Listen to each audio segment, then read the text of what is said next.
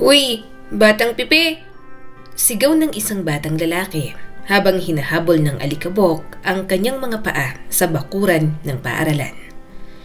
Hindi ka na naman nagsasalita. Baka multo ka nga talaga. Tahimik lang ang batang si Bianca habang inaasar. Nakayuko, mahigpit na niyayakap ang librong pinahiram ng guro. Madalas siyang tuksohin dahil kahit matalino at laging nasa unahan ng klase, ay hindi siya marunong sumali sa gulo. Sanay siyang tumahimik, sanay siyang magpanggap na okay lang. Ngunit bago pa muling makalapit ang mga nanunukso, biglang may sumigaw mula sa likod. Uy, tigilan nyo yan! Isang batang lalaki ang tumakbo papalapit. Pawisan, marumi at may sugat sa tuhod. Si Angelo ang pinakamaingay sa klase, paboritong sermonan ni Ma'am Tess, at kilala bilang batang laging napapagalitan.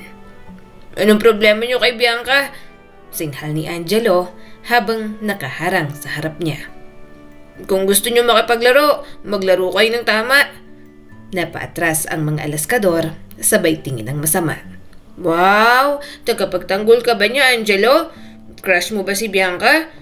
Biro ng isa, sabay tawa. Ngumisi lang si Angelo at nagtaas ng kilay. Baka gusto niyong masampulan?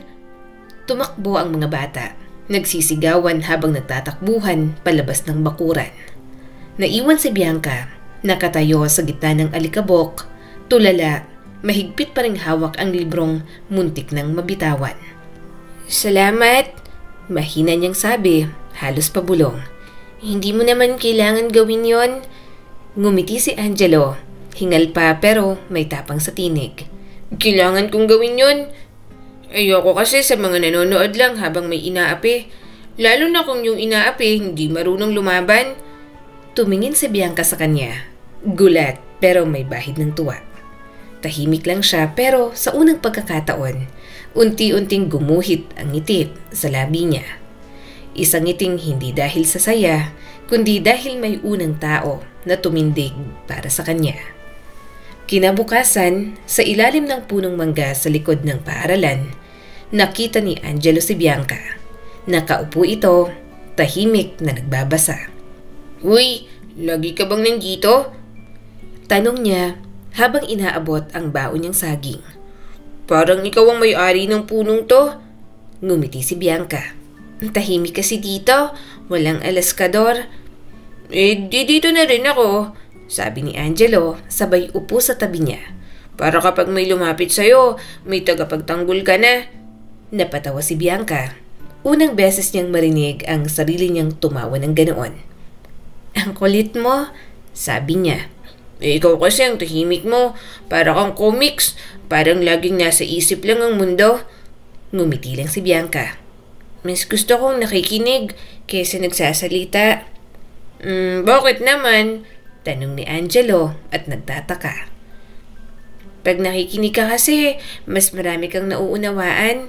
Hindi mo kailangan laging may sabihin o marinig para maintindihan. Natahimik si Angelo.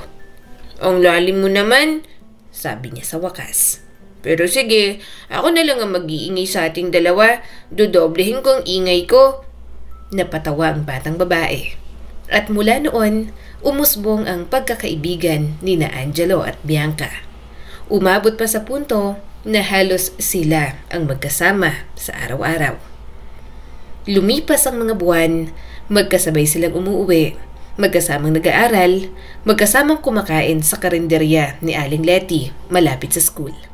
Ang mga guro, madalas napapailing.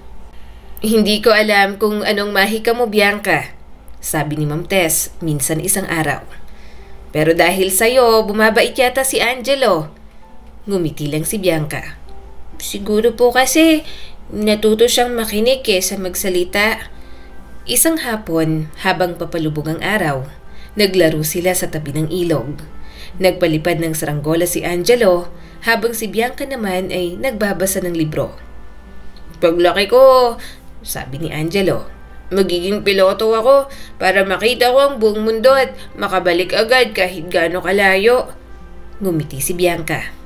At kapag nakagraduate naman ako, gusto kong maging guro para makapagturo sa mga batang kagaya mo. Tumawa si Angelo. Anong kagaya ko? Magulo? Hindi, sagot ni Bianca. Yung may mga mabuting puso, kahit hindi nila alam.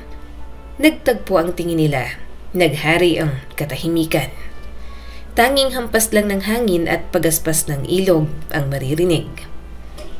Alam mo, sabi ni Angelo, paglaki natin, gusto kong lagi kitang makita kahit saan ka magpunta. Natawa naman si Bianca. Ang laki ng pangarap mo? Bakit? Libre naman mangarap, diba? Oo, pero dapat marunong ka rin mangako ng totoo. Ngumiti si Angelo. Sige, nangangako ako na hindi kita kakalimutan. Susulatan kita araw-araw kapag umalis kami. Aalis ka? Natahimik si Bianca. Pupunta kami sa Amerika. Si Papa kasi may trabaho na raw doon. Parang biglang nanlamig ang paligid. Tahimik lang si Bianca. Pinagmamasdan ang saranggolang lumilipad hanggang sa tuluyang mapigtas ang tali nito at mawala sa ulap. Babalik ako, promise, sabi ni Angelo sabay hawak sa kamay niya. At kapag bumalik ako, sisiguraduhin mong guro ka na. Ngumiti si Bianca. At kapag bumalik ka, siguraduhin mong piloto ka rin. Hindi na saranggolang kaya mong paliparin. Pagdating ng araw ng pag-alis, halos buong baryo ang naroon. Umiiyak ang nanay ni Angelo habang nag-aayos ng kanilang gamit. Si Bianca nakatayo lang sa gilid ng kalsada. May hawak na maliit na notebook at lapis. Lumapit si Angelo, inabot ang isang maliit na kahon. Para sa'yo, sabi niya. Espesyal na lapis yan para kapag sinulatan mo ko, alam kong ikaw talaga. Kinuha ni Bianca, sabay sabi. At eto naman, iniabot niya ang maliit na notebook. Dito mo isusulat lahat ng gusto mong sabihin sa akin. Kahit hindi mo maipadala yung isulat mo pa rin. Deal, sabi ni Angelo, sabay ngiti. Pag-alis ng van, kumaway si Angelo mula sa bintana. Bianca, huwag mo kalimutan ang pangako ko. Hindi kita makakalimutan, sigaw ni Bianca, halos umiyak na. Isusulat ko rin ang lahat ng gusto kong sabihin. Habang umaandar ang sasakyan, unti-unting natabunan ng alikabok ang mga paa niya. Hanggang sa mawala na sa paningin niya ang batang maingay na minsang nagtatanggol sa kanya. Kinagabihan, sinulat ni Bianca sa unang pahina ng kanyang notebook. Para kay Angelo, ang batang nagturo sa akin kung paano lumaban ng tahimik. At sa ilalim ng punong mangga, sa parehong lugar kung saan nagsimula ang lahat, binulong niya sa hangin. Kung totoo ang pangako mo, Angelo, hihintayin ko yung sulat mo. Lumipas ang mga buwan at sa bawat pagdaan ng kartero sa baryo, palaging may batang nag-aabang sa may tarangkahan. Si Bianca. Hawak niya ang maliit na kahon na may mga sulat na galing kay Angelo. Nakaayos ayon sa petsa, parang mga pahina ng librong siya mismo ang bida. Sa bawat liham, naririnig niya ang boses nito, parang laging nandyan sa tabi niya. Bianca, grabe dito sa Amerika, ang dami kong nakikitang niebe. Akala ko sa pelikula lang yung ganito, ha ha ha. Pero kahit maganda dito, wala pa ring tatalo sa putikan sa San Felipe. Minsan, nagpadala pa ito ng Polaroid. Si Angelo na nakangiti habang may snow pa sa buhok. Sa likod, may nakasulat. Para kapag namimiss mo ko, ngumiti ka rin. Tuwing gabi, bago matulog, binubuksan ni Bianca ang kahon. Binabasa ang 1 o 2 liham. Tapos, isinasara ulit para may dahilan siyang ngumiti kinabukasan. Hindi siya marunong maghintay noon, pero dahil kay Angelo, natutunan niyang ang paghihintay ay isa ring paraan ng pagmamahal. Mabilis na lumipas ang mga taon. Nag-high school na si Bianca at sa bawat milestone, sinusulatan niya si Angelo. Nakapasok ako sa honor roll ulit, Sabi ni Ma'am Tess, malaki raw ang ipinagbago ko. Siguro kasi natutunan kong hindi lahat ng laban ay kailangan maging tahimik lang. At sa bawat liham niya, sinusuklian ni Angelo ng mahabang kwento tungkol sa bagong paaralan, sa mga kaibigan niyang puti at itim, at minsan tungkol sa mga batang tinuturuan niya ng Tagalog. Itinuturo ko sa kanila ang salitang kaibigan. Ang sabi ko, ang ibig sabihin nun, taong kaya kong ipagtanggol kahit walang kapalit. Ngunit isang araw, dumating ang kartero na walang dala. Nakatitig lang kay Bianca, sabay sabing, walang sulat ngayon, iha. Ngumiti na lang siya at iniisip na baka bukas ay meron na. Pero ang bukas ay naging linggo at ang linggo ay naging mga buwan. Hanggang sa unti-unti napalitan ng alikabok ang kahon na lagayan ng mga liham. Bawat araw, humihina ang pag-asa. Tuwing maririnig niya ang ingay ng motorsiklo sa labas, tatakbo siya palabas. Pero iba pala, hindi kartero, kundi maglalako lang ng tinapay. Isang gabi, habang nag-aaral sa lampara, napaiyak si Bianca. Sa tabi ng lamesa, nakabukas ang huling sulat ni Angelo. One day, I'll come back for you. Kapag kaya mo nang tuparin ang lahat ng pangako ko, babalik ako. Promise. Ngunit habang binabasa niya ito, naramdaman niyang may mga salitang tila na punit ng hangin. Walang sumunod na liham, walang bagong kwento, walang pagbabalik. Makalipas pang ilang taon, nakapagtapos si Bianca ng kolehiyo sa Maynila. Mahirap, pero kinaya niya. Nakapagtapos siya bilang isang guro tulad ng pangarap nila noon. Habang tinatanggap niya ang diploma, ramdam niyang parang may isang puwang sa dibdib niya. Ang mga palakpakan sa paligid ay parang mga ingay na dumaraan lang. Pag-uwi niya sa probinsya, binuksan niyang muli ang lumang kahon ng mga sulat. Nandun pa rin ang lahat, ang tintay kupas na pero buhay pa rin ang alaala. Kinuha niya ang isa sa mga lumang liham na isulat ito ilang buwan pagkalapag ni Angelo sa Amerika. At marahan niyang binasa ng malakas, tila boses ng alaala. Dear Bianca, minsan gusto kong magpadala ng hangin dyan para maamoy mo yung snow dito.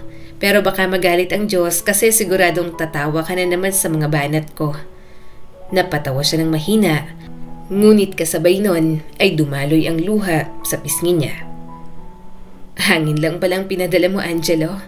Mahinang tugon ni Bianca, halos pabulong sa sarili. Hangin na lang ang natira pero kahit papano, dala pa rin ito ang alaala mo. Lumipas ang mga buwan pagkatapos niyang makapasa sa board exam. Si Bianca ay nagturo na sa isang public school sa Maynila. Doon niya nakilala ang mga batang parang si Angelo. Makulit, matapang, at may mga matatayog na pangarap din. Tila sa bawat chalk na inilalapat niya sa pisara, may bahid ng mga alaala. At minsan, kapag tanghali at tahimik ang silid, maririnig siyang bumubulong. Kung nasan ka man, Angelo, sana natupad mo na ang mga pangarap mo. Kasi ako, tinupad ko yung akin. Ngunit kahit sinikap niyang magpatuloy, may mga gabi pa rin hindi siya makatulog.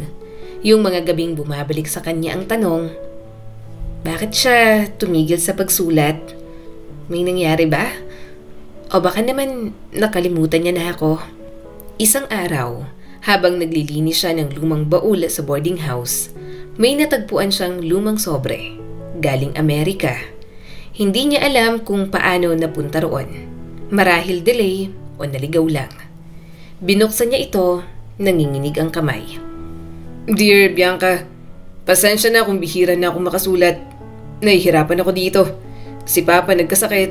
Si Mama laging umiiyak. Ang buhay pala sa Amerika, hindi laging kasing ganda ng mga kwento ko sa'yo. Pero kahit ganito, gusto ko malaman mo, hindi ako nakalimot. Hindi ako nakalimot sa ilalim ng punong mangga. Hindi ako nakalimot sa batang tahimik na nagturo sa akin kung paano makinig.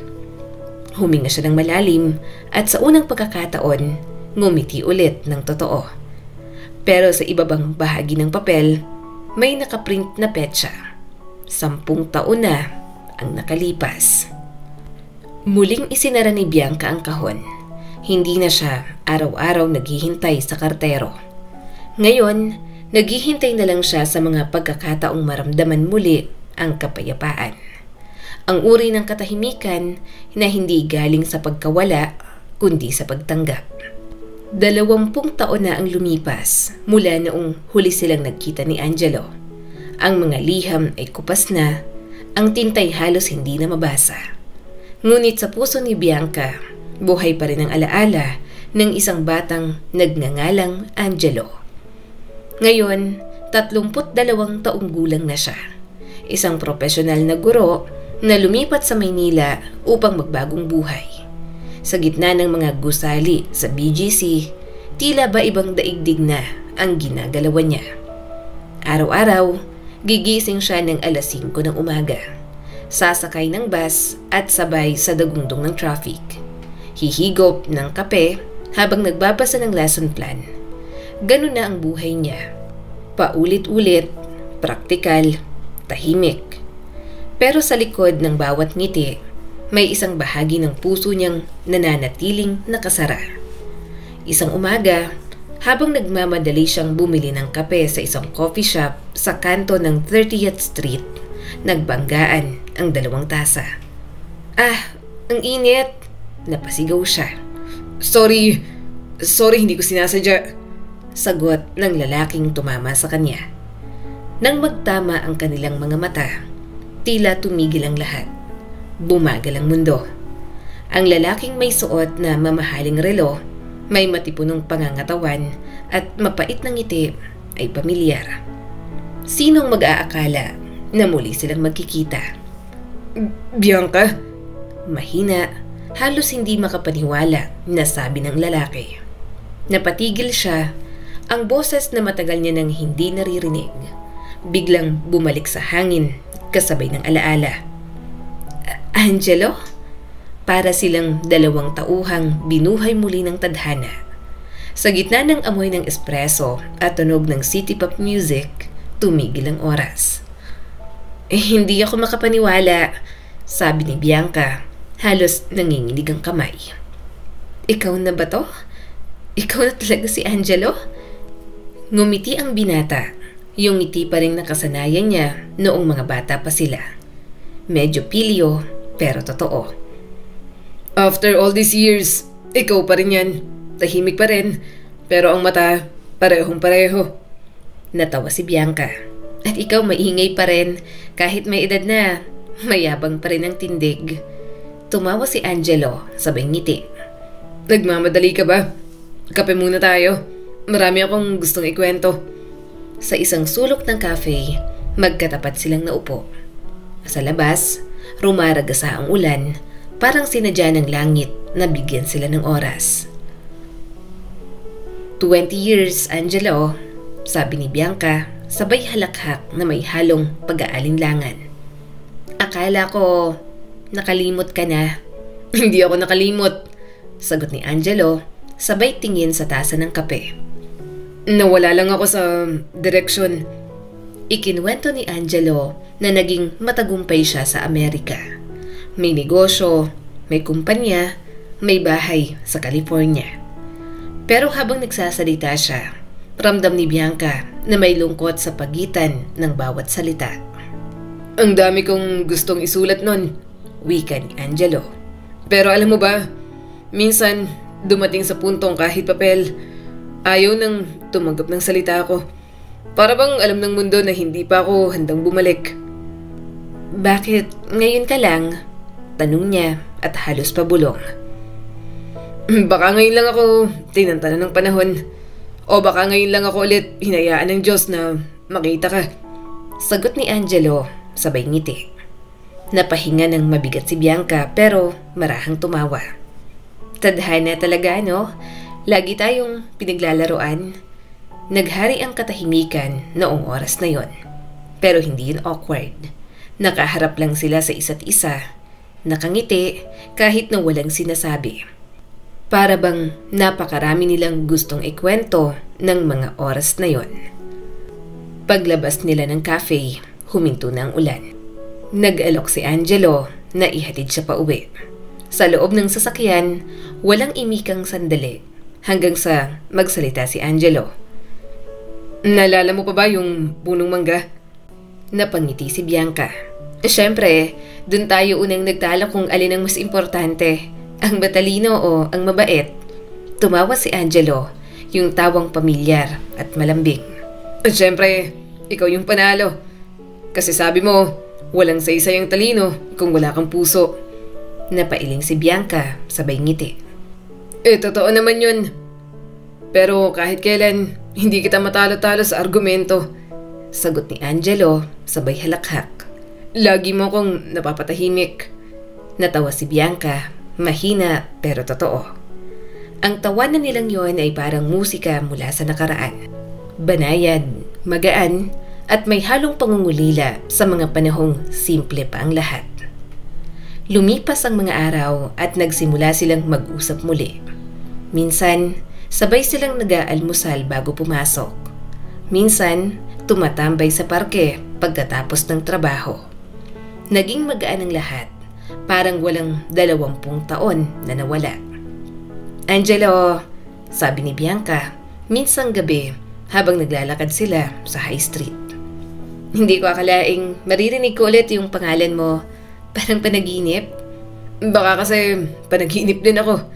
Pero kung ganun, sana huwag na tayong magising. Biro pa ni Angelo. Natawa siya pero sa loob-loob niya may kumirot. Dahil sa bawat tawa, may takot. Takot na baka tulad ng dati, bigla na naman itong mawala. Dito ka na ba magstay sa Pilipinas? Tanong niya. Baka may mga negosyo ako inaasikaso rito. Pero higit sa lahat, tumingin ito sa kanya. Baka may dapat akong tapusin dito. Kinabukasan, dumating si Angelo sa school kung saan nagtuturo si Bianca. May dalang mga bulaklak at pasalubong para sa mga estudyante. Ang buong faculty, kilig na kilig. Uy, Teacher Bianca, sino yan? Boyfriend mo? Tanong ng isa. Ngumiti lang siya. Matagal ko na siyang kakilala. At sa sulok ng kanyang mesa, may isang liham na iniwan si Angelo. Hindi na ito sulat kamay, kundi nakatype na sa mamahaling papel. Dear Bianca, ang mga liham ko noon naputol dahil napagod ako sa sarili kong laban. Pero ngayon gusto kong simulan ulit. Hindi sa papel, kundi sa araw-araw na makikita kita. Kung papayag ka, gusto kong ayusin yung kwentong natigil sa pagitan ng see you soon at goodbye. Napahawak si Bianca sa dibdib. Sa unang pagkakataon, naramdaman niyang muling gumagalaw ang panahong matagal nang napahinto. Ilang linggo pa, madalas na silang magkasama. Sa bawat kwentuhan, tila bumabalik ang sigla ni Bianca. Ang mga mata niyang dati puno ng pagod, ngayon ay kumikislap na parang bituin. Minsan naglalakad sila sa parke, huminto si Angelo. Bianca, seryosong sabi nito. Alam mo bang ikaw pa rin yung dahilan kung bakit bumalik ako? Angelo, marami akong nakilala, marami akong lugar na napuntahan. Pero sa lahat, ikaw lang ang hindi ko natutunang kalimutan. Tila natigilan si Bianca. Sa hangin ng Maynila, ramdam niya ang tibok ng puso niya na matagal nang pinatahimik. Hindi ko alam kung anong sasabihin ko. Mahina niyang tugon. Sasabihin mo lang kung may puwang pa ba ako. Ngumiti siya, mapait pero totoo. May puwang naman, pero sugatan na. Kaya nga ako nandito. Para unti-unting tulungan ka na maghilom yun. Kinagabihan, habang nakahiga si Bianca, hawak niya ang lumang kahon ng mga liham. Sandali niya yung tinitigan, saka marahang ibinaba sa tabi ng unan. Siguro, may mga kwento talagang hindi natatapos kahit gusto mong tapusin. Tumingin siya sa bintana. Tahimik ang gabi at may ihip ng hangin na parang paalala ng mga panahon na mas simple lang ang lahat. Ang tagal kitang hinintay, Angelo. Bulong niya. At ngayong bumalik ka, hindi ko alam kung dapat pa kitang tanggapin o dapat ko nang pangalagaan ang sarili ko. Ang mga sumunod na linggo ay tila bagong kabanata sa buhay ni Bianca. Isang pahinang matagal niya ng akala na hindi na niya mabubuksan. Araw-araw, muling may dahilan para gumising siya ng maaga. Madalas ay may naghihintay na mensahe sa cellphone. Good morning, Bianca. Huwag kalimutang mag-almusal. See you later. Same cafe. At tuwing gabi, bago siya matulog, may mensaheng nagpapakilig sa kanya. Thank you for today. I missed your smile.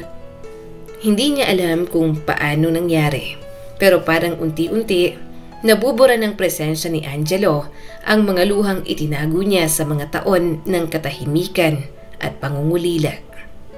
Isang Biyernes ng hapon, nagyaya si Angelo. Weekend na bukas, sabi nito. Punta tayo ng Tagaytay. Gusto kong ipakita sa iyo ang view na parang ikaw. Tahimik pero nakakagaan ng loob. Napangiti si Bianca.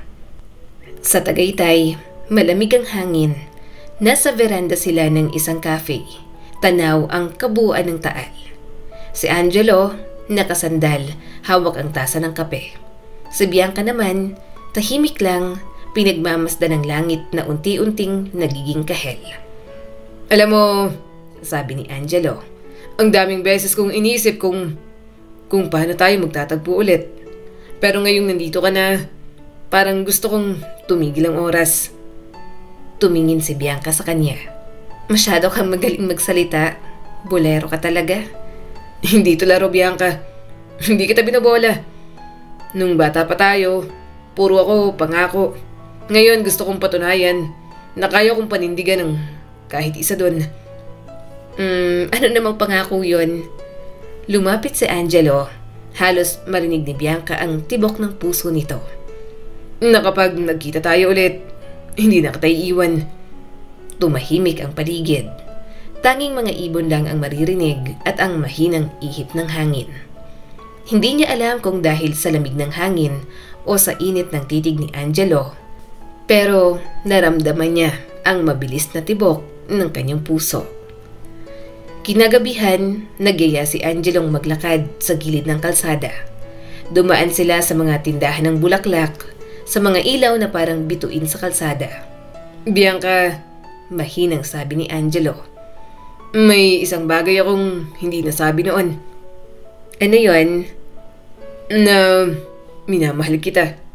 Napatingin si Bianca. Huwag kang magbiro ng ganyan. Hindi ako nagbibiro. Mahal kita noon pa. Nung ipinagtanggol kita sa mga bully, gusto na kita. Tapos nung pinagtatawanan mo ako sa ilalim ng mangga. Nung umalis ako, lahat ng yun, dala ko kahit saan ako magpunta. Napatahimik si Bianca. Tiningnan niya si Angelo. Bakit ngayon mo lang sinabi? Dahil ngayon lang ako handang mapatawad ang sarili ko sa mga panahong iniwan kita. May luhang tumulo sa pisngi ni Bianca. Hindi niya alam kung dahil sa saya o takot. Angelo, baka mali ang oras. Walang maling oras kapag tama ang dahilan. At bago pa siya makapagsalita, marahang hinawakan ni Angelo ang kanyang kamay. Pagbalik nila sa Maynila, naging mas madalas ang pagkikita nila. Kasabay ng mga bulaklak at tawag ni Angelo, unti-unti ring nabubuhay ang mga alaala. Sa cafe, minsang nagtanong si Angelo. Naalala mo pa ba yung mga sulat ko nun? Oo naman. Lahat ng sulat mo tinago ko. Nakangiting sabi ni Bianca. Gusto mo bang dagdagan ko? Tanong nito sabay abot ng maliit na sobre. Binuksan ni Bianca at sa loob may nakasulat sa simpleng papel. Dear Bianca, hindi ko alam kung paano magsisimula ulit. Pero kung pahihintulutan mo, gusto kong sumulat muli.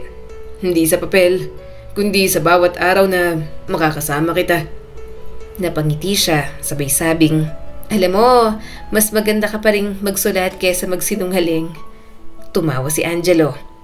Dati lagi ako nagmamadali. Ngayon marunong na ako maghintay. Lalo na kung ikaw ang hinihintay ko. Aba, humuhusay ka na rin pala sa pambobola. Balik ni Bianca, kasabay ng paghagalpak ng tawa. Lumipas ang mga buwan, minsan sabay silang nagla-lunch. Minsan, hinahatidan pa siya ni Angelo ng pagkain sa school. Kalaunan ay sinagot niya na rin naman ang binata. Walang paglagigan ng tuwa si Angelo. Kaya naman, lalo itong sumipag na puntahan palagi si Bianca. Kahit sinagot mo na ako, araw-araw pa rin kitang liligawan at papasayahin, sabi pa ni Angelo. Napangiti si Bianca at agad na niyakap ang kanyang boyfriend. Lumipas ang 2 buwan, tuwang-tuwa ang mga estudyante ni Bianca sa tuwing nakikita ang guro nila na tila inspired at masaya. Teacher, boyfriend mo po yun? Tanong ng estudyante niya. Natawa si Bianca. Hindi, kaibigan ko lang. Kayo ha, ang babata niyo pa, ba't alam niyo na yan? Sabay-sabay tumawa ang mga bata. Isang gabi, nagyaya si Angelo ng road trip papuntang Baguio. Gusto kong huminga, sabi niya, at gusto kong ikaw ang kasama ko. Habang bumabiyahe, nagkwentuhan sila tungkol sa mga taon na nawala. Ilang sandali pa, tumugtog ang paborito nilang kanta sa radyo. Paborito ko to, sabi ni Angelo. Lagi kong pinapatugtog kapag namimiss kita. Weh, talaga lang ah. Biro naman ni Bianca. Oo naman, ako nagpayaman sa kanila sa daming beses kong nakinig sa kanta nila. Sabi pa ni Angelo na nagpahagalpak sa kanila ng tawa. Ang lamig ng hangin sa Baguio ay walang sinisino. Ang mga ilaw sa Session Road ay kumikislap, parang mga bituing bumaba sa lupa para saksihan ang gabi na hindi malilimutan ni Bianca. Pagkatapos ng mahabang biyahe, nag-check-in sila sa isang maliit na transient house. Habang nakasandal siya sa balikat ni Angelo, pareho silang tahimik. At sa gabing yon, sa ilalim ng kalangitan ng Baguio, tila muling nabuhay ang 2 puso na minsang pinatahimik ng panahon. Napagkasunduan nila na magstay sa Baguio ng 3 araw. At sa huling gabi nila, tumambay sila sa isang coffee shop sa Session Road. Nasa veranda sila ng maliit na cafe, magkaharap, may mainit na kape sa pagitan. Bianca, mahinang tinig ni Angelo habang nakatitig sa kanya. Matagal ko nang pinangarap na makasama ka sa ganitong gabi. Pero ngayong nandito ka na, ayokong matapos to. Ngumiti si Bianca at medyo nagulat. Anong ibig mong sabihin? Inilabas ni Angelo ang isang maliit na kahon mula sa bulsa. Bianca, mahal na kita mula pa noon. Will you marry me? Parang tumahimik ang mundo. Kita sa mga mata ni Bianca ang halong gulat at tuwa. Ang bilis mo naman, biro niya, sabay tawa. Tama ng paghihintay, sagot ni Angelo, pilit ang ngiti pero puno ng pag-asa. Tumango si Bianca, ang mga matay namumuo sa luha. Oo Angelo, ngayon handa na akong sumulat ng panibagong pahina para sa atin. Nagpalakpakan ang mga nakakita sa kanila. Bumahan ng congratulations at sinagot naman nila ng thank you. Pagbalik sa inuupahang kwarto, hindi na nila napigil pa ang pagkasabik sa isa't isa. At sa lamig ng gabing yon, lumapit siya at marahang hinalikan si Bianca. Mabagal, may halong takot at pag-asang matagal nang kinimkim. Pero hindi lang sa halik natapos ang lahat. Hindi na nila nakontrol ang sarili nila.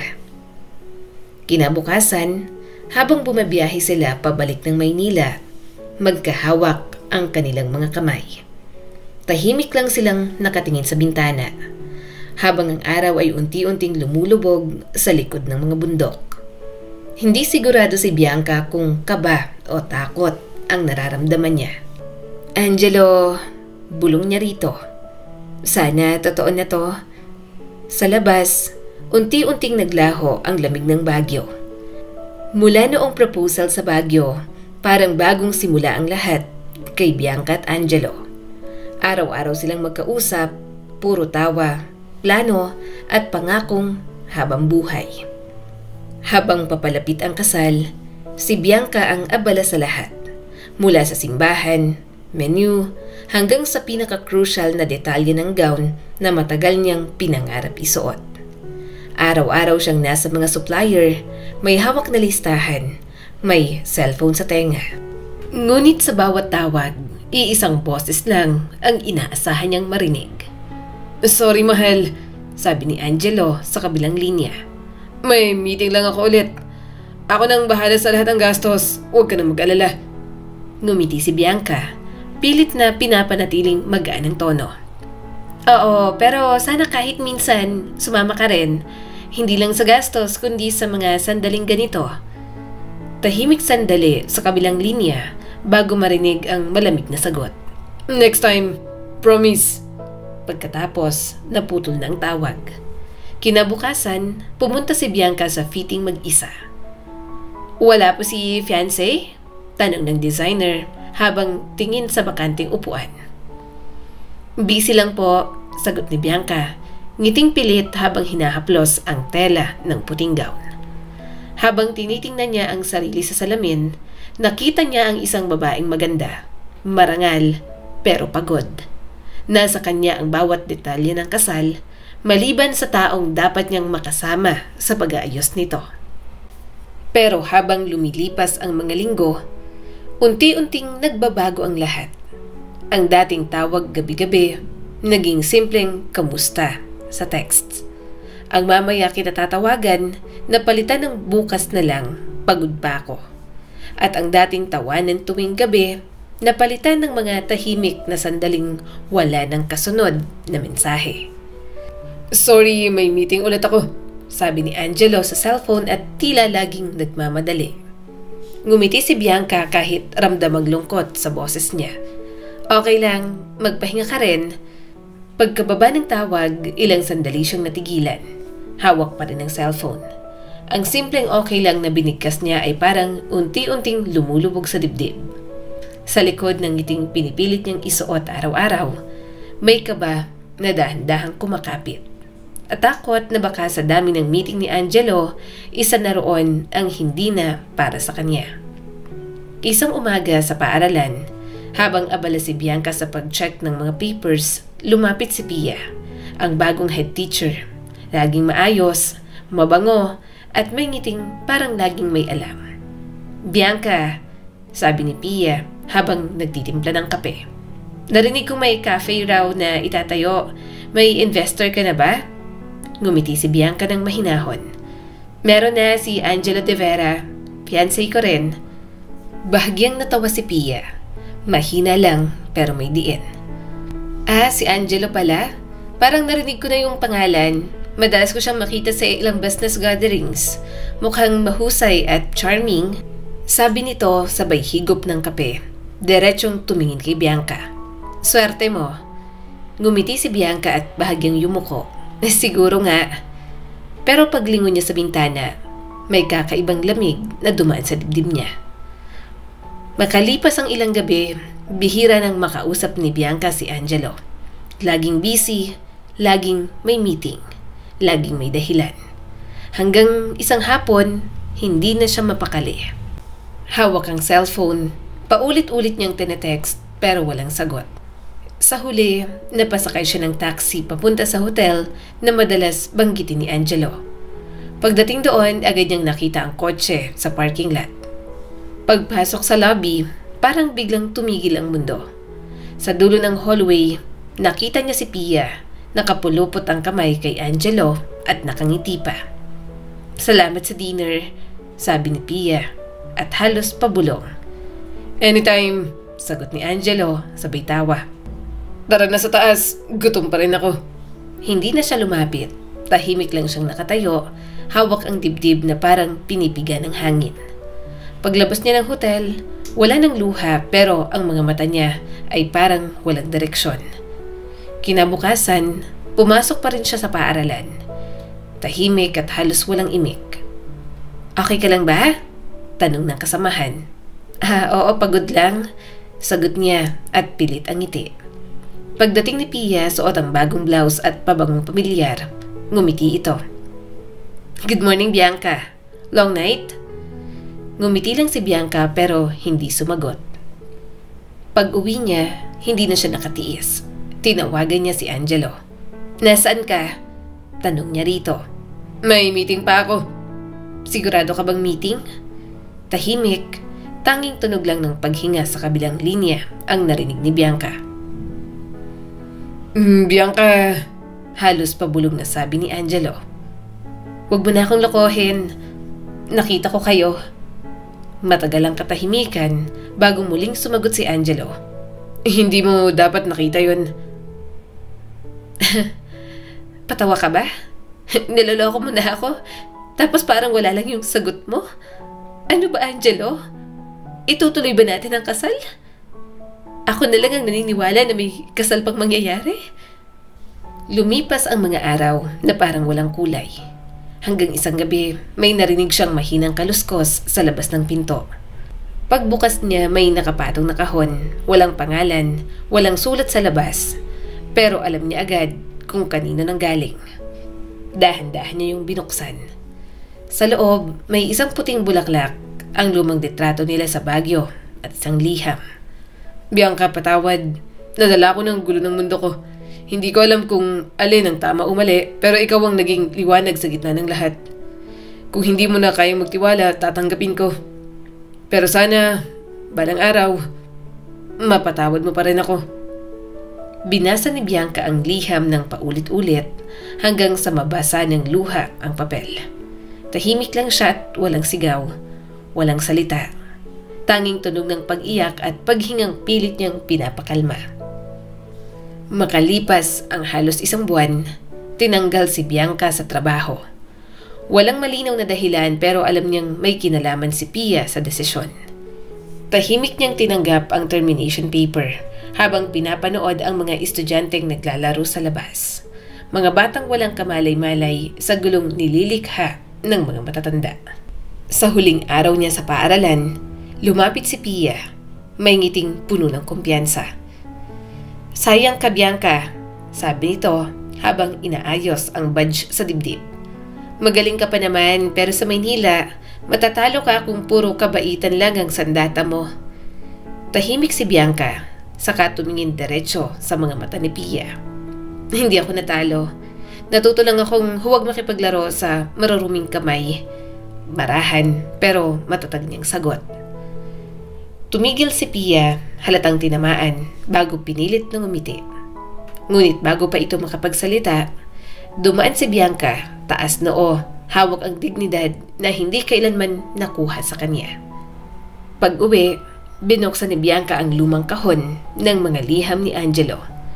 Isa-isa niyang binasa habang nanginginig ang kamay sa bawat kopas na tinta. At pagkatapos basahin, sinunog niya yon isa-isa hanggang sa maging abo na lamang. Makalipas ang ilang linggo, tahimik na ang mundo ni Bianca. Wala na siyang trabaho, wala na ring tawag o mensahe mula kay Angelo. Tuluyan ang na-cancel ang kanilang kasal. Tuwing gabi, nakatitig lang siya sa kisame, pinapakinggan ang mga ingay ng lungsod, busina ng sasakyan, tawanan ng kapitbahay, at ang tunog ng ulan mula sa bubong. Parang lahat ng bagay ay nagpatuloy maliban sa kanya. Isang gabi, habang nag-aayos ng mga lumang gamit, biglang may kakaibang balitang narinig siya mula sa telebisyon. Breaking news, sabi ng boses ng newscaster. Isang matinding salpukan sa EDSA ang naganap kaninang alas 10 ng gabi. 2 sakay ng kotse parehong nasa malubhang kondisyon. Kinilala ang mga biktima bilang Angelo de Vera at isang babaeng kinilalang Pia Rodriguez. Nabitiwan ni Bianca ang hawak na notebook. Hindi pwede. Nanginginig ang buong katawan niya. Parang bumuluwag ang lahat ng pinipigilan niyang emosyon. Nagmamadali siyang pumunta sa labas at tumawag ng taxi. Pagdating sa ospital, amoy disinfectant, amoy takot. Sa hallway, nagmamadali ang mga nurse at mga pamilyang umiiyak. Excuse me? Sabi niya sa receptionist at halos hindi makahinga. Nasaan po si Angelo de Vera? Sino po sila? Balik ng babae. Ako po ang fiancé niya, sabi ni Bianca. Room 307, ICU wing, sabi naman ng babae. Tumakbo siya agad. Sa bawat hakbang, lumalabo ang paningin niya. Pinipigilan ang luhang gustong bumagsak. Pagdating ni Bianca sa ICU, agad niyang nakita si Pia. Nakaupo, may benda sa noo, suot pa rin ang mamahaling coat pero halatang pagod. Sugatan si Pia bagamat hindi naman napuruhan. Nang magtama ang kanilang mga mata, parang huminto ang oras. Anong ginagawa mo rito? Malamig na tanong ni Pia. Si Angelo, gusto ko lang siyang makita. Nauutal na sagot ni Bianca. Ngumiti si Pia ng mapait. Wala ka nang dapat makita. Ako ang kasama niya sa aksidente. Ako ang karapat-dapat na nandito.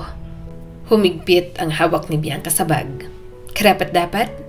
Alam mo may fiancé siya, Pia. At ako yon. Ang kapal mo. Ikaw lang ang kilala kong proud na maging kabit. Aba, ayusin mo yung tabas ng dila mo. Oo, alam kong ikaw ang fiancé niya. Walang pag-aatubili na sagot ni Pia. Pero sabi niya, iiwan ka raw niya. Di ba hindi na nga tuloy ang kasal niyo? Hindi ka raw niya pakakasalan. At naniniwala ako kay Angelo. Gulat na gulat si Bianca. Ang kapal ng mukha mo? Pilit mo kinukuha ang hindi naman sayo. Tumayo si Pia, mabagal pero matikas. Ang mga matay matalim na parang kutsilyo. Alam mo Bianca, panimula ni Pia, may ngising mapanlait. Kaya siya nagsawa sa'yo, masyado kang boring. Laging maayos, laging mabait. Walang thrill, walang alab. Sino ba naman ang hindi magsasawa sa'yo? Mariing pinisil ni Bianca ang kamao. Pinipigilang patulan ito. Hindi naman lahat ng tahimik ay mahina. Minsan yung mga tahimik, sila pa yung marunong maghintay ng tamang oras para lumaban. Umiling si Pia at may halakhak na mapanlait. Tamang oras? Sa mundong ito walang ganyan. Ang panalo ay yung pinipili. At ako yung pinili niya, Bianca. Hindi pagpili yun, pagnanakaw lang, sabi pa ni Bianca sa malamig na tinig. Hindi mo alam kung gaano ko siya minahal, sabi ni Pia at halos pabulong, ngunit puno ng pait. Ginawa ko lahat. Ang lahat para maramdaman kong ako naman ang pinili. Bianca, magkaiba yung pinili sa pinilit. Sandaling natahimik ang paligid. Tanging ang tunog ng makina sa ICU ang maririnig. Pareho silang nanginginig. Isa sa galit at isa sa sakit. Wala kang alam. Binigay ko lahat sa kanya. Oras, katawan, tiwala. Pero ikaw, nagplano lang ng kasal habang siya, sa piling ko, buhay na buhay. Mayabang, nasabi ni Pia. Mariing napapikit si Bianca. Pinigilan ang pag-iyak. Kung yun ang tingin mong buhay, nakakaawa ka naman, Pia. Kasi hindi mo alam ang kaibahan ng pagmamahal sa paggamit. Ginamit ka lang ni Angelo, pero hindi ka niya mahal.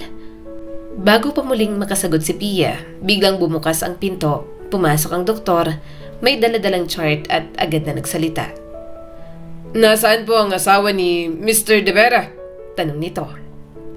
Sabay silang napatigil. Ako yon, mabilis na sabi ni Pia. Taas noo, halatang handang magpanggap. Umiling si Bianca, nanginginig pero matatag. Hindi, ako ang fiancé niya, ako ang pakakasalan. Nagkatinginan silang tatlo, mabigat ang hangin. Tumingin ang doktor sa chart saka nagsalita sa mahinahon, ngunit malinaw na tinig.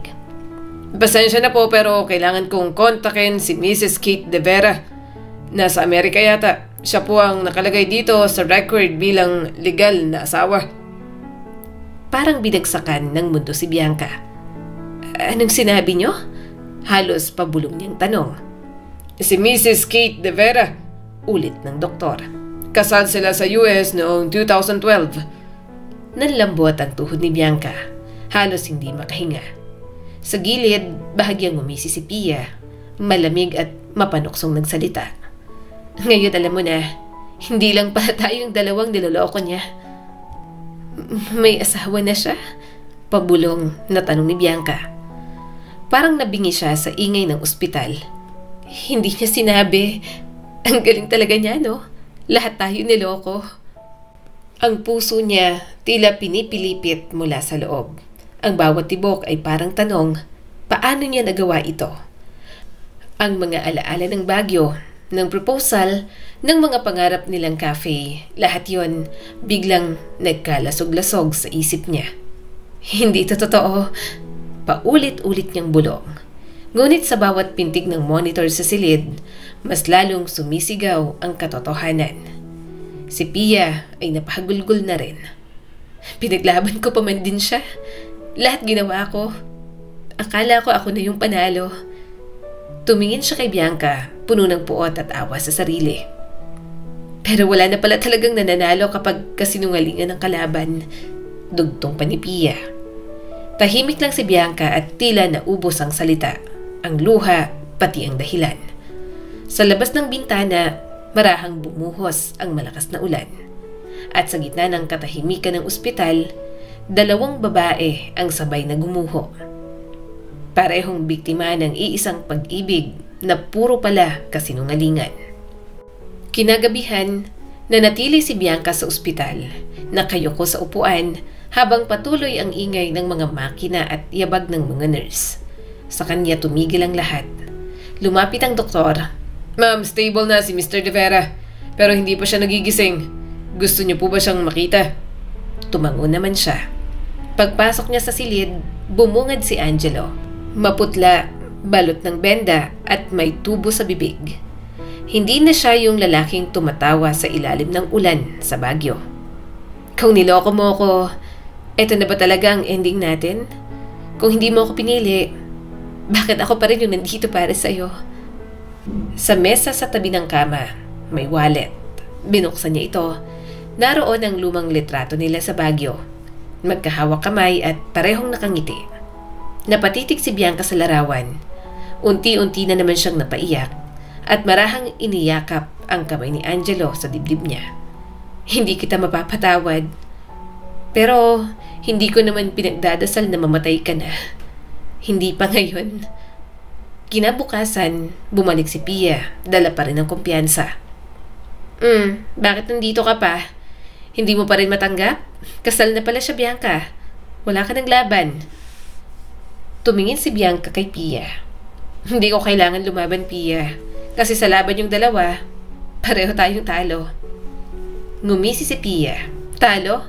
Siguro sa paningin mo, pero tandaan mo, ako ang huling kasama niya bago siya mawala kung sakaling... Natigilan si Pia, napahawak sa pisngi nang sampalin siya ni Bianca. Wala kang karapatang sabihin yon. Wala kang karapatang ipagmalaki ang kasalanan ginawa ninyo. Hindi ka ba nahihiya kapag dumating na ang asawa niya? Nang sumunod na araw, nanatili si Bianca sa silid ng ospital. Tahimik niyang binulong sa hangin habang pinagmamasdan ang walang malay na si Angelo. Panginoon, kung ito na ang dulo namin, sana patawarin niyo siya. At kung kaya pa, sana ako rin. Habang nagsasara siya ng mata, tumunog ang cellphone sa bulsa niya. Isang numero yon mula sa anong number. Hello? Mahinang sagot ni Bianca. Eto ba si Bianca? Malamig na tinig ng babae mula sa kabilang linya. Opo, sino po sila? Si Kate De Vera to, sagot ng babae. Mabagal pero matalim. Asawa ni Angelo. Parang biglang may humigop na hangin sa paligid. Hindi agad nakapagsalita si Bianca. Nabalitaan kong aksidente, patuloy ni Kate. Tinawagan ako ng ospital. Nasa eroplano na ako at bukas ng umagay nasa Pilipinas na. At huwag mong isipin na tahimik lang akong manonood. Sige, tanging nasabi ni Bianca at halos pabulong. Alam ko kung sino ka. Ikaw yung babaeng muntik ng siray ng pamilya ko. Huwag kang mag-alala, hindi ako tumawag para makipag-away. Gusto ko lang siyang makita, gusto kong marinig sa kanya mismo kung paano niya nagawang ipagpalit kami. Nanginig ang kamay ni Bianca. Tumulo ang luha. Hindi pa siya gising, pero kung gusto mo, hihintayin kita rito. Mahinahon niyang sabi. Tahimik si Kate sa kabilang linya bago muling nagsalita. Salamat. Hindi ko alam kung paano ko siya haharapin, pero kailangan kong marinig ang totoo kahit masakit, kaya maghanda ka na. Natapos ang tawag, tahimik na bumagsak ang cellphone ni Bianca sa kama. Sa labas ng bintana, muling bumuhos ang ulan, parang pahiwatig ng bagyong paparating, hindi sa langit, kundi sa pagitan ng dalawang babaeng parehong nasaktan. Umaga pa lang, mabigat na ang hangin sa ospital. Sa hallway, bawat yabag ay may dalang kaba. Si Bianca, nakaupo sa bangko, hawak ang rosaryong tila ayaw bitawan. Ang mga mata niya mapupungay sa puyat at pagod. At sa sandaling yon, bumukas ang pinto ng ICU. Pumasok ang babae na noon pa lang ay tanging boses lang ang narinig niya kagabi. Si Kate De Vera. Maganda, elegante, halatang lumaki sa Amerika. Pero ang mga mata, puno ng apoy na pinipigilan. Ikaw ba si Bianca? Malamig nitong tanong, diretso ang tingin. Oo, ako nga. Tumayo si Bianca at nanginginig ang mga kamay. Tahimik si Kate sa loob ng ilang segundo, saka marahang lumapit. Yan palang itsura ng babaeng muntik nang sirain ang pamilya ko. Kate, maniwala ka, hindi ko alam. Hindi ko alam na may asawa na pala siya. Lagi namang hindi alam ang linya niyong mga kabit, 'di ba? Pero habang may asawa siyang tumatawag gabi-gabi mula sa Amerika, ikaw palang tinatawagan niya sa Pilipinas. Mapait na sabi ni Kate. Hindi ganoon. Gusto pa sanang magpaliwanag ni Bianca, pero muling nagsalita si Kate. Hindi ako pinanganak kahapon. Huwag mo akong lokohin. Habang inaayos ko ang papeles ng anak namin na in-enroll ko sa school, nagpo-propose siya sa'yo. Ang tindi mo. Napalunok si Bianca. Wala akong alam noon. Akala ko single siya. Akala ko malaya kaming nagmamahalan. Malaya? Mariing sagot ni Kate. Walang malayang pagmamahal kapag may misis kang tinatapakan. Tumulo ang luha ni Bianca. Kung alam ko lang, hindi ko kailanman papayagan. Lumapit si Kate. Halos ilang pulgada na lang ang pagitan nila. Hindi mo papayagan? Pero ginawa mo. Hindi mo alam kung ilang gabi kong pinilit ipaliwanag sa mga anak namin kung bakit hindi sumasagot ang tatay nila sa mga tawag ko. Tapos ngayon nandito siya. Nakaratay at ikaw ang bantay. Hindi na nakasagot si Bianca. Sa mga mata ni Kate, nakita niya ang sarili. Ang parehong sakit, parehong tanong, parehong sugat na walang gamot. Pumasok si Pia, may benda sa braso. Mukhang kagagaling lang sa check-up. At parang tadhana, sabay nagtagpo ang tatlong babae sa buhay ni Angelo. Nagkatinginan sila. Si Kate ang asawang niloko. Si Bianca ang fiancé na nilinlang. At si Pia ang kabit na nagkukunwaring panalo. Ang ganda ng eksena. Kompleto na tayo. Asawa, fiancé at ako.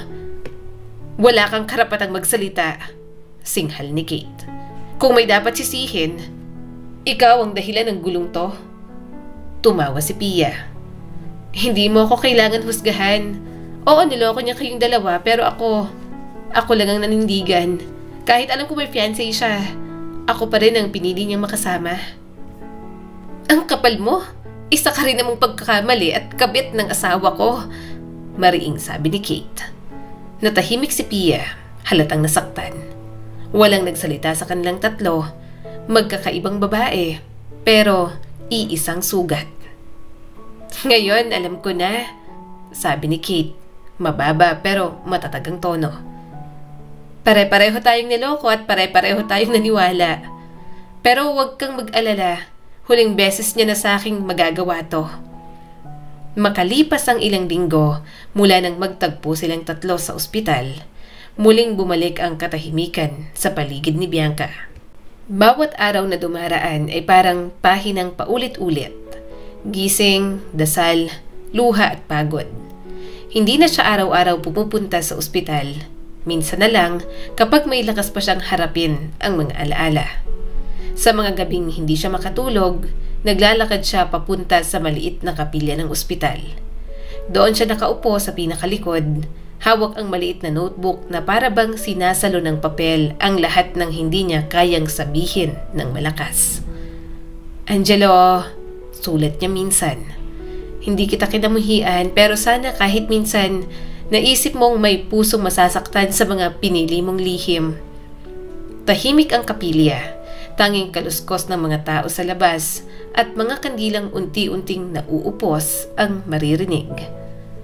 May mga sugat na hindi kayang pagalingin ng oras o gamot, lalo na kung puso ang nasugatan, bulong niya sa sarili. Isang hapon, tinawagan siya ng nurse. Ma'am, gising na po si Mr. De Vera. Mahina pa pero malinaw na ang ulirat. Hinahanap niya po kayo. Napatigil si Bianca. Ilang segundo bago siya nakasagot. Sige po, pupunta po ako. Pagdating niya sa silid, tila nang hina palalo si Angelo. Payat, maputla at may mga tubo pa rin sa ilong. Ngunit nang maramdaman nitong pumasok siya ay dahan-dahan itong umiti. Bianca, mahina nitong sambit at halos pabulong. Lumapit siya at marahang hinawakan ang kamay nito. Huwag ka nang magsalita, magpahinga ka na lang. Umiling si Angelo. Kailangan kong sabihin, hindi ko ginusto, Bianca. Hindi ko ginustong saktan ka at hindi ko ginustong sirain kayo. Tahimik lang si Bianca. Pinakikinggan ang bawat hinga nitong hirap na hirap. Hindi mo na kailangan magpaliwanag. Ang paliwanag para lang sa gustong maniwala. At ako, napagod na. Kung pwede lang ulitin ang lahat, sabi pa ni Angelo. Ngumiti si Bianca. Mapait, ngunit totoo. Hindi mo kailangan ulitin, Angelo. Hindi ka dapat namamangka sa 3 ilog. Tapos na ang lahat. Sana ay may natutunan ka. Makalipas ang ilang araw mula ng pangyayaring yon, nagsimulang makaramdam ng kakaiba si Bianca. Madaling mapagod, nahihilo, walang ganang kumain. Akala niya'y stress lang hanggang sa isang umaga'y muntik na siyang himatayin sa bahay. Nagpunta siya sa klinik. Ilang minuto lang matapos ang pagsusuri, lumabas ang nurse at may hawak na papel. Congratulations, ma'am, sabi nito nang may ngiti. Buntis po kayo. Para siyang binuhusan ng malamig na tubig. Hindi siya agad nakapagsalita. Paglabas niya ng klinik, tahimik siyang umupo sa waiting area. Hawak ang papel na parang liham ng tadhana. Angelo, mahina niyang bulong. Hindi ko alam kung dapat ba akong matuwa o masaktan. Napaluhod siya at pinipigilan ang pag-iyak. Sa isip at puso niya, ramdam niya ang bigat at tibok ng bagong buhay sa sinapupunan. Isang buhay na bunga ng pag-ibig pero sinakluban ng kasinungalingan. Sa gitna ng emosyon, biglang tumunog ang kanyang cellphone. Ma'am, sabi ng nurse, hinahanap po kayo ni Mr. De Vera bago siya mailipat sa rehabilitation wing. Agad siyang tumayo at tumawag ng taxi. Habang naglalakad sa mahabang pasilyo ng ospital, hindi niya alam kung dapat ba siyang lumapit o kung kaya pa niyang makita ang taong minsan niyang naging mundo. Pagpasok niya sa silid, naroon si Angelo. Tumayo si Kate na nasa gilid ng kama. Humawak pa ito sa balikat niya bago lumabas ng kwarto. Bianca! Lumapit siya. Marahang hinawakan ang kamay nito. Kamusta ka na? Tanong niya at pilit pinakalmang tinig. Buhay pa. At kung hindi dahil sa'yo, baka matagal na akong sumuko. Pasensya ka na, Bianca. Kung kaya ko lang burahin lahat ng ginawa ko, matagal ko nang ginawa. Tahimik si Bianca at tinitigan lang ito. Ang mukha, ang tinig, ang dating ngiti na ngayon ay napalitan ng paghihinayang. Hindi mo kailangan burahin, mahinahon niyang sagot. Ang mahalaga, natuto ka at ako rin. Sana maging masaya ka kahit wala ako. Mahina, ngunit totoong, sabi ni Angelo. Bago siya lumabas ng silid, mahina pang nagsalita si Angelo. Bianca, tawag nito. Salamat sa lahat. Kahit sa dulo ay binisita mo pa rin ako. Ngumiti si Bianca. Bagaman naglalakbay na ang luha sa pisngi niya. Magpahinga ka na, Angelo. Yun na lang ang gusto kong ibigay sa'yo. Ang kapayapaan, kasamang tunay mong pamilya. Tahimik siyang lumabas ng silid, hawak ang dibdib, habang sa loob, tanging tunog ng makina ang nagsasabi na may humihinga pa, kahit ang lahat ng dapat masabi ay natapos na. Higit sa lahat, ayaw niya munang sabihin ang tungkol sa bata na nasa kanyang sinapupunan. Lumipas pa ang ilang linggo, isang umaga, habang nagluluto si Bianca, biglang tumunog ang kanyang cellphone. Sa pagsagot niya, narinig niya ang tinig ng doktor sa kabilang linya. Ma'am, pasensya na po. Nagkaroon ng komplikasyon sa puso ni Mr. De Vera. Ginawa namin ang lahat pero hindi na po kinaya ng katawan niya. Nabitiwan ni Bianca ang sandok. Parang biglang nanlamig ang paligid. Wala siyang narinig kundi tibok ng sarili niyang puso. Mabagal, mabigat, at puno ng paghihinayang. Panginoon, tanging nasabi niya bago bumagsak ang luha. Makalipas ang ilang oras, nasa ospital na siya. Tahimik ang paligid, sa kama, naroon si Angelo, payapa na parang natutulog lang. Sa tabi nito, may isang sobre na nakapangalan sa kanya. Binuksan niya ang sobre. Sa loob, isang lumang litrato nila sa Baguio. Magkahawak kamay, parehong nakangiti at parang walang hanggan noon ang kanilang mundo. Sa likod ng larawan, may nakasulat na liham. Pamilyar ang sulat kamay. Bianca, kung sakaling hindi na tayo magkita, gusto kong malaman mong hindi ako nagsisisi na minahal kita. Patawad sa lahat ng sakit, sa lahat ng kasinungalingan. Kung may paraan lang para bumawi, gagawin ko. Salamat dahil minahal mo pa rin ako kahit wasak na ako sa sarili kong kasalanan. Napahikbi si Bianca. Sa wakas, natapos na ang lahat. Hindi sa galit kundi sa pag-amin na may mga kwento talagang magtatapos kahit walang makarinig ng salitang paalam. Lumipas ang ilang araw, sa libing ni Angelo, tahimik na nakatayo si Bianca sa harap ng puntod. Suot ang simpleng itim na damit, hawak ang lumang sobre at litrato nila. Isa-isang nag-asi-alisan ang mga tao, hanggang siya na lang ang natira. Marahan niyang hinaplos ang puntod. Hindi ko nahahanapin kung bakit, Angelo. Ang mahalaga natapos na ang lahat at kaya ko nang magsimula ulit, kasama ang batang nasa sinapupunan ko. Hinaplos ni Bianca ang kanyang tiyan, bahagyang napangiti. Mabilis na lumipas ang 2 taon. Ang mga araw ni Bianca ay muling nabalutan ng tahimik na sigla. Hindi tulad ng dati pero sapat para mabuhay muli. Sa maliit na bahay sa Tagaytay, kung saan madalas dumaan ang malamig na hangin tuwing umaga, makikita siyang nagtitimpla ng kape habang pinapanood ang kanyang anak na si Migo, 2 taong gulang na ngayon. Maputi, may mga mata ni Angelo at may tawa ni Bianca. Tuwing nakikita niya ang anak, parang paalala yon na kahit may mga bagay na natapos, may mga kwentong nagpapatuloy sa ibang anyo.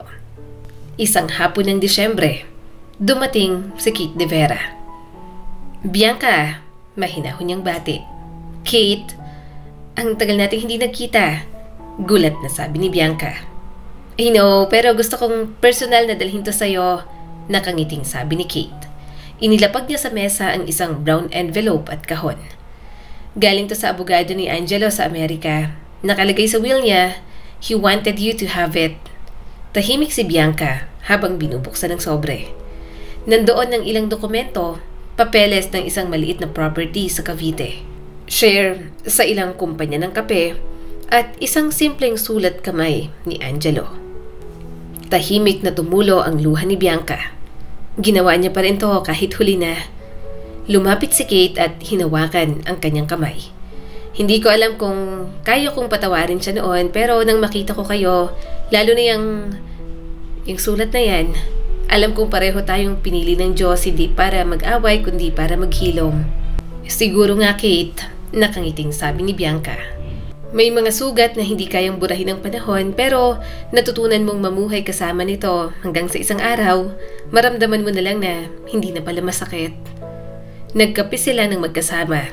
2 babaeng minsang pinagtagpo ng sakit, ngayon ay pinagdugtong ng pag-unawa. Alam mo, sabi ni Kate, may mga anak ako sa Amerika. Gusto kong dalhin sila minsan rito. Gusto kong ipakilala ka bilang kaibigan, hindi bilang kalaban. Pati na rin ang kapatid nila. Sige, sigurado akong gusto yun ni Angelo, nakangiting sabi ni Bianca. Nagpatuloy sila sa kwentuhan. Ikinuwento ni Bianca ang batang lalaki na minsan ay nagtanggol sa kanya sa mga batang alaskador. Habang naglalakad pa uwi si Kate sa hotel nito, naiwan si Bianca sa labas ng cafe. Tiningnan niya ang paligid, mga estudyanteng nagbabasa, magkaibigang nagtatawanan at magkasintahang magkahawak pa ng kamay habang nag-uusap. At si Pia, nabalitaan niya na naging isa ng OFW at doon nakapag-asawa ng foreigner. Tahimik na rin ang buhay nito at may sarili ng pamilya. Tumingin si Bianca sa langit. Nagpapasalamat siya sa Diyos dahil hindi man nangyari ang lahat ng kanyang plano sa buhay kasama si Angelo. Ngayon naman, nabiyayaan siya ng anak na nagsisilbing pag-asa at liwanag sa kanyang buhay para magpatuloy bilang isang ina. Ang kwentong ito ay nagpapaalala sa atin na minsan ang pagmamahal ay masakit. Pero kailangan nating magpatuloy. Habang may buhay, may pag-asa. At hindi porke natapos na ang isang kwento ay tapos na rin ang ating buhay. Yon ay simula pa lamang. Minsan, nire-redirect tayo ng Diyos sa mga bagay na alam niya na mas makakabuti sa atin. Muli, ako po si Skylar Guro at sana'y may bago na naman kayong natutunan sa kwento natin ngayon. Maraming salamat po.